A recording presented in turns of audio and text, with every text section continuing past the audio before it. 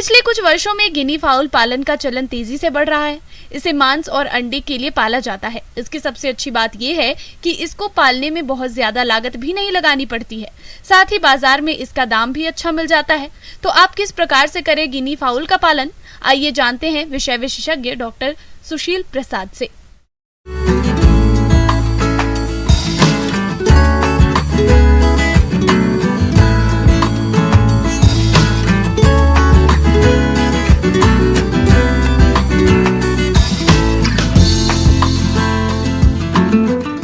इसमें जब हम पोल्ट्री की बात करते हैं, पोल्ट्री ख़ास तौर से आम तौर पर लोग पोल्ट्री कहते हैं, मुर्गी के लिए सिर्फ करते हैं। लेकिन पोल्ट्री कहने का तात्पर्य हमारा सिर्फ मुर्गियों से ही संबंधित नहीं है। इसके अंदर में बत्तख भी है, टर्की भी है, गिनिया फाउल जिसको चाइना मुर्गी कहते हैं वो भी है, या तेतरी भी कहा जाता है। गिनी फाउल का पालन कम पूंजी वाले किसान बड़े आराम से कर सकते हैं, लेकिन आसपास अच्छी जगह होनी चाहिए जहां ये पक्षी घूम फिर सके और बाहरी चीजें खा सके। इससे इनके आहार का खर्च भी कम हो जाता है और तेजी से विकास भी होता है, जो खास तौर से उन किसान भाइयों के लिए बहुत ही लाभदायक है जहां पर चरने की व्यवस्था हो, क्योंकि ये चाइना मुर्गी यानी गिनी फाउल एक ऐसा पक्षी है जो कि स्कैवेंजिंग कहते हैं, जिसको हम चरने के इसमें अगर आपके पास कोई घेरा हो उसके अंदर में रख करके चरा करके इसका पालन कर सकते। इस पक्षी को अर्ध सघन बिछाली व्यवस्था में पालना सही रहता है। यह बहुत चंचल पक्षी होता है और घूमते रहना पसंद करते हैं, इसलिए इनके आवास में अच्छी जगह होना जरूरी होता है। तो गिनी फाउल आजकल पहले ये कहीं कहीं पर देखने को मिलता था, लेकिन अब इसका पालन भी मुर्गियों की तरह ही किया जा रहा है। तो गिनी फाउल के में अंडा देने की क्षमता भी अधिक है, लेकिन ये मौसमी अंडा देने वाली पक्षी हैं। अप्रैल से जैसे देना शुरू किया सितंबर तक, तो ये इनका अंडा भी थोड़ा नुकीला होता है एक तरफ और चौड़ा होगा दूसरी तरफ। इसके अंडे में कोलेस्ट्रॉल, जो आजकल कहते हैं कि अंडा खाने से कोलेस्ट्रॉल बढ़ जाता है, तो लेकिन गिनी फाउल एक ऐसा पक्षी है जिसके अंडे में कोलेस्ट्रॉल की मात्रा बहुत ही कम है।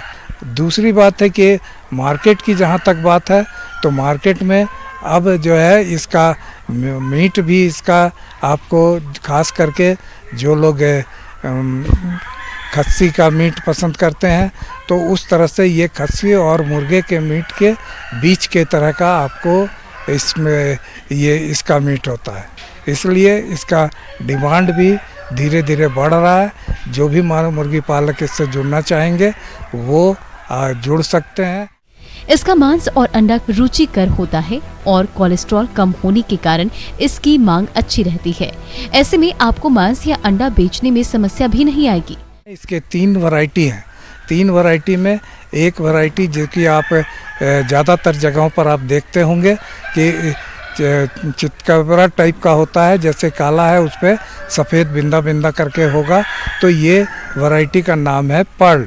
दूसरा होता है एक सफ़ेद गिनी फाउल होता है जिसे हम कहते हैं वाइट, और एक स्लेटी कलर का होता है जिसे हम कहते हैं लेवेंडर। तो ये 3 प्रजातियां इसकी है। इनके रंग के आधार पर ही इनका नाम रखा गया है। और इसका पालन के लिए आप जिस तरह से मुर्गी पालन कर रहे हैं, अगर आप के पास व्यवस्था चराने की नहीं हो तो आप इसके मुर्गियों की तरह भी पालन कर सकते हैं। लेकिन इसको बिल्कुल बंद करके मत रखिए।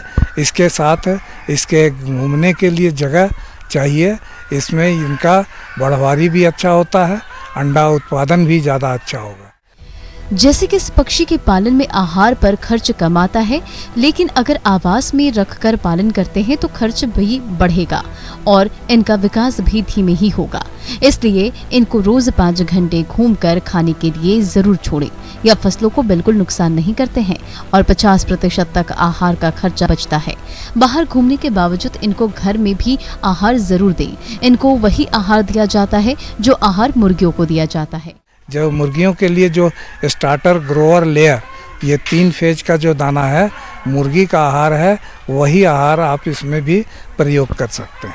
इसमें बीमारियों का भी प्रकोप कम है कि जो भी अगर इसका मरना होगा, अगर आपने इसका चूजों का प्रबंधन सही कर लिया तो समझिए बड़े होने के बाद इनमें मृत्यु दर बिल्कुल ही कम है।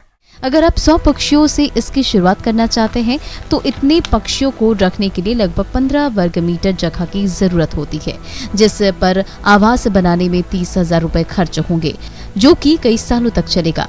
इस पक्षी को मांस उत्पादन के लिए तैयार होने में लगभग 3 से 4 महीने का समय लगता है। इस दौरान एक पक्षी पर ब्रूडर, चूजे, खाने के बर्तन, आहार, बिजली, दवा और अन्य कार्यों पर लगभग 75 रुपए खर्च होते हैं। इस प्रकार से 100 पक्षियों पर 7,500 रुपए खर्च होते हैं और एक पक्षी लगभग 150 रुपए के हिसाब से बिकता है, जिससे कुल आय 15,000 रुपए तक होती है और लागत घटाकर शुद्ध आय के रूप में 7,500 रुपए 1 लाट से मिलता है और एक साल में लगभग 3 लाट आसानी से निकलता है, जिससे साल की शुद्ध आमदनी 100 पक्षियों से 22,500 रुपए होती है। इसके अलावा आप चाहे तो इनसे अंडा उत्पादन ले सकते हैं। 7 से 8 महीने के बाद अंडे का उत्पादन होने लगता है और एक साल में लगभग 100 अंडों का उत्पादन होता है और एक मादा 3 साल तक अंडे देती है, जो कि अपने जीवन काल में लगभग 250 से अधिक अंडे देती है। इससे भी मुनाफा ले सकते हैं और इसके अलावा इनसे हैचिंग कराकर चूजों का खुद पालन कर सकते हैं और इन्हें बेचकर मुनाफा भी कमा सकते हैं। ये देखिए, इसके लिए अगर इन्हें चूजों की प्राप्ति के लिए गिनी फॉल का फार्म और कहीं पे तो इस तरह का फार्म है नहीं। आपको इज्जत नगर बरेली में केंद्रीय पक्षी अनुसंधान केंद्र है, वहाँ पर आपको संपर्क स्थापित करेंगे तो गिनी फॉल का चूजा या अंडा वहाँ से प्राप्त किया जा सकता है। हैचिंग कराना चाहते हैं तो कहीं भी आप हैचिंग करा सकते हैं। ये इनका चूजों का हैचिंग 28 दिन में होता है और या चूजे लाना चाहते हैं तो वहाँ से आपको चूजा या अंडा दोनों ही उपलब्ध हो जाएगा।